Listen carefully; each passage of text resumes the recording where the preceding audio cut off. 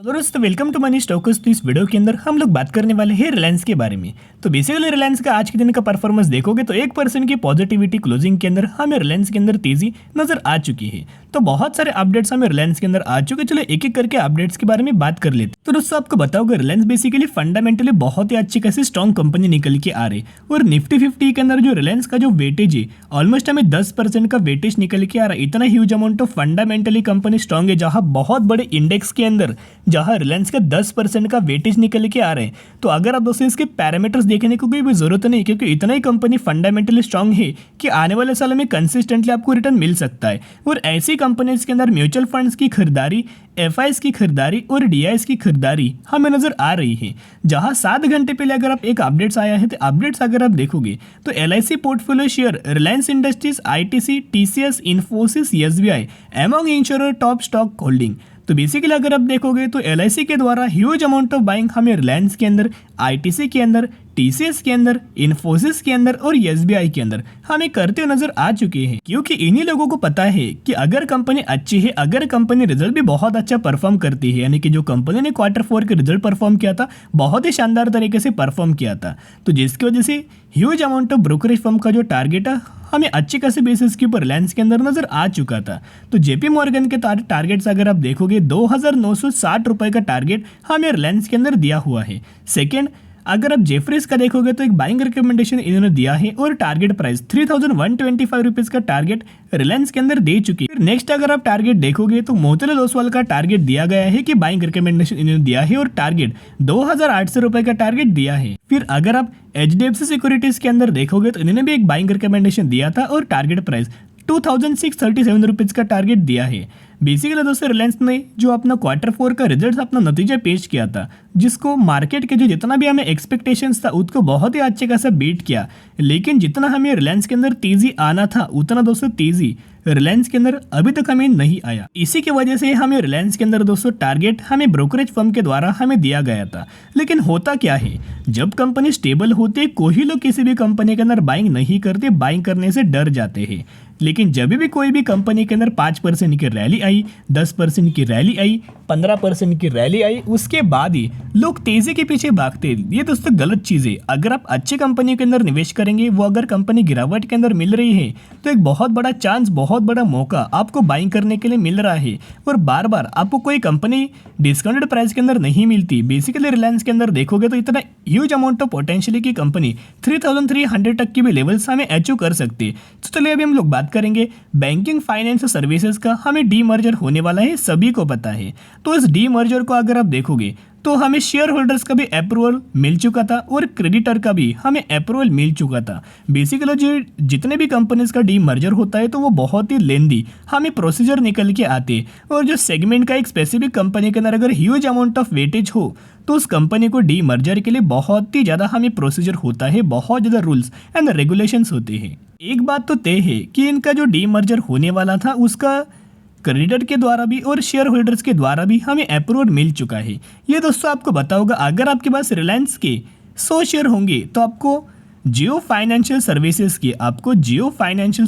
के 100 शेयर मिलने वाला है। यानी कि जितने भी आपके पास रिलायंस के शेयर होंगे उतने अमाउंट ऑफ शेयर्स आपको जियो फाइनेंशियल सर्विसेज के मिलने वाला है, जिसका आईपीओ कब आने वाला था, सितंबर महीने का डेट के आसपास हमें दिया गया था, लेकिन उसको डेट को कैंसिल करके हमें डायरेक्टली अक्टूबर महीने के अंदर ये जो डीमर्जर था उसका जो आईपीओ आने वाला था जियो फाइनेंशियल सर्विसेज का, तो जो डेट अभी जो निकल के आई है, जो अभी मंथ निकल के आ रहा है अक्टूबर महीना हमें दिया गया है। तो शेयर होल्डर्स को एक सवाल होती है किस तरह से बेनिफिट हमें रिलायंस के अंदर मिल सकता है। चलिए इन्होंने एक रिपोर्ट के द्वारा हमें जारी किया है, what is in its for share holders. तो शेयर होल्डर को किस तरह से बेनिफिट मिल सकता है, चलिए बात करते हैं। Share holder will also benefit from unlocking the value demerger undertaking. Jio finance services share could be listed in October. तो अक्टूबर महीने के अंदर जियो फाइनेंशियल सर्विसेज का शेयर हमें लिस्ट होने वाला है। तो बेनिफिट किस तरह से मिलने वाला है, अभी जिस भी कंपनी का दोस्तों आपको डीमर्जर नजर आए तो उस कंपनी का बेनिफिट किस तरह से होता है, अनलॉकिंग के द्वारा हमें एक बेनिफिट दोस्तों दिया जाता है। जो भी कंपनी अनलॉक होती है उस कंपनी का बेनिफिट हमें शेयर होल्डर्स को दिया जाता है, इन्हीं को दोस्तों बेनिफिट मिल जाता है।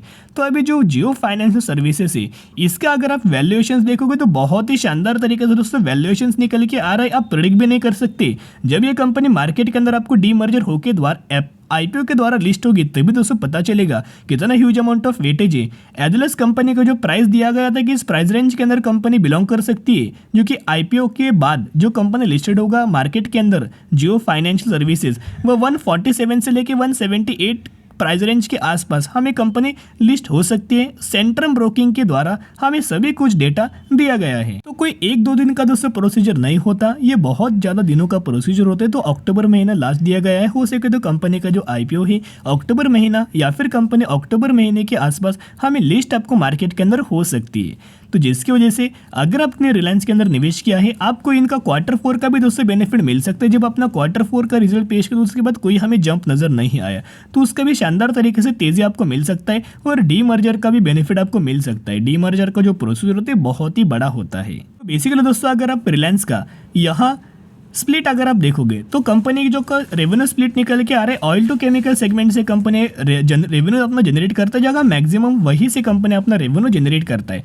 नेक्स्ट अगर आप इनका रिटेल सेगमेंट देखोगे तो यही से company huge amount of revenues भी जनरेट करता है। और करंटली इनको पता है कि रिलायंस जिस भी सेगमेंट के ऊपर दोस्तों अपना एक्सपांड करता है, आपको पता होगा रिलायंस लगातार अपने बिजनेस एक्सपांड कर रहा है। तो एक्सपांड करने के पीछे वजह क्या है कि एक सेगमेंट है, उस सेगमेंट के अंदर अभी भी उतना डिमांड फुलफिल नहीं हो रहा, बहुत सारे डिमांड है, लेकिन दोस्तों वही डिमांड फुलफिल करने के लिए रिलायंस लगातार अपने बिजनेस एक्सपांड कर रहा है। कोई भी कंपनी अगर अपना बिजनेस दोस्तों एक्सपांड करता है तो उस कंपनी के रेवेन्यूज के अंदर और नेट प्रॉफिट्स के अंदर बहुत ही शानदार तरीके से जंप आपको मिल जाता है। अभी जो कंपनी रिटेल सेगमेंट के ऊपर बहुत ज़्यादा फोकस कर रहा है, वो कंपनी क्या क्या दोस्तों सेलिंग करता है। तो अगर आप ये देखोगे consumer electronics, fashion, lifestyle, groceries, pharma, connectivity, तो ये सर्विसेज, ये स्टोर बेसिकली कंपनी इन स्टोर्स के अंदर ह्यूज अमाउंट ऑफ प्रोडक्ट्स हमें सेल करता है।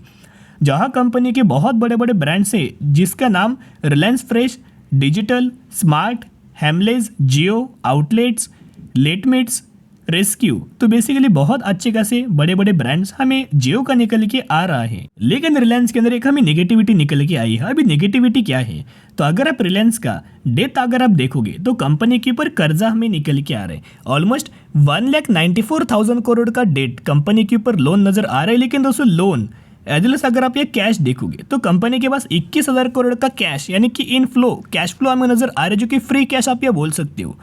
तो बेसिकली जो भी कंपनी अपना कैश लगातार कंपनी का बढ़ा रहा है, एज वेल एज कंपनी जितना भी कैश बढ़ता है वो कंपनी डेट के अंदर या पेड कर देता है और डेट भी कंपनी लगातार रिड्यूस करता है। कैश बढ़ा कंपनी यहाँ डेट हमें रिड्यूस लगातार दोस्तों कर देता है। तो ये कोई बुरी बात नहीं है, अच्छी बात निकल के आ रही है।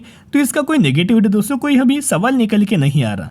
कंपनी लगातार अपना कैश फ्लो इंक्रीज कर रही है, डेट रिड्यूस कर रही है, कैश फ्लो इंक्रीज कर रही है, डेट लगातार रिड्यूस कर रही है। तो ये अच्छी बात हमें कंपनी के लिए बन रही है। और कंपनी का जो कंपाउंड ग्रोथ प्रॉफिट ग्रोथ निकल के आ रहा है उसका अगर आप देखोगे, अगर कोई भी कंपनी है जिसका वेटेज बहुत बड़ा है, बहुत बड़ी कंपनी है और इसका अगर आपको डबल डिजिट के अंदर प्रॉफिट ग्रोथ भी नजर आए तो बहुत ही अच्छे खासा गुड न्यूज़ दोस्तों माना जाता है। और पिछले साल 3 साल का रिलायंस का प्रॉफिट ग्रोथ देखोगे तो 16% और ईयर टिल डेट का ऑलमोस्ट हमें 14% निकल के आ रहा है। तो डबल डिजिट ग्रोथ ही रिलायंस के अंदर नजर आ रहा है। तो जरूर बाय ऑन स्ट्रेटेजी अप्लाई करना। एक भी नेगेटिव न्यूज़ रिलायंस के अंदर नजर नहीं आ रही, आने वाले समय के अंदर जरूर इसका बेनिफिट आपको मिल सकता है। और जो जितने भी लोगों का सवाल था कि जियो आईपीओ कब आने वाला है और हमें रिटेल आईपीओ कब आने वाला है, वो इस साल तो चांसेस कम है। इस साल सिर्फ कंपनी जियो फाइनेंशियल सर्विसेज का आईपीओ जो लिस्ट होने वाला है कंपनी मार्केट के अंदर, लेकिन जो ये कंपनीज है जियो और रिटेल वो अगले साल आपको नजर आ सकता है।